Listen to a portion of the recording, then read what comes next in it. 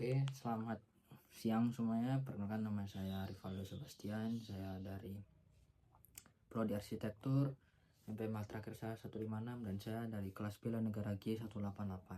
Oke.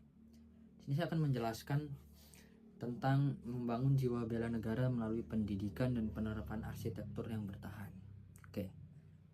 Indonesia adalah negara kepulauan dengan risiko bencana yang tinggi dan keragaman sosial yang besar. Karena itu, bela negara harus dipahami secara holistik, melibatkan pendidikan, budaya, infrastruktur, dan kebijakan publik. Arsitektur itu berperan ganda. Pertama, sebagai simbol nilai kebangsaan melalui bentuk ruang.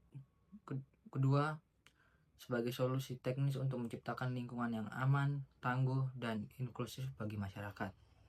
Oke, peran arsitek di sini tidak hanya sebagai merancang bangunan yang indah, tapi juga harus bermakna. Bangunan publik seperti sekolah, balai warga, dan ruang memorial dapat menanamkan identitas nasional dan rasa tanggung jawab warga negara. Selain itu juga, arsitek memahami prinsip yang mampu merancang fasilitas yang tetap berfungsi saat krisis sehingga mengurangi dampak sosial dan ekonomi. Lalu untuk pendidikan dan kurikulum arsitektur sendiri, yaitu nilai bela negara yang dapat diterapkan melalui kurikulum arsitektur yang berorientasi ketahanan. Contohnya bisa melalui materi kebencanaan, etika dalam berprofesi, desain partisipatif, dan studi pasca bencana. Kegiatan lapangan yang tugas akhir yang berpihak pada kepentingan publik akan membentuk lulusan yang tidak hanya estetis tetapi juga peduli terhadap keamanan dan keberlanjutan nasional. Untuk ruang publik dan implementasi itu sendiri yaitu berperan penting. Kenapa?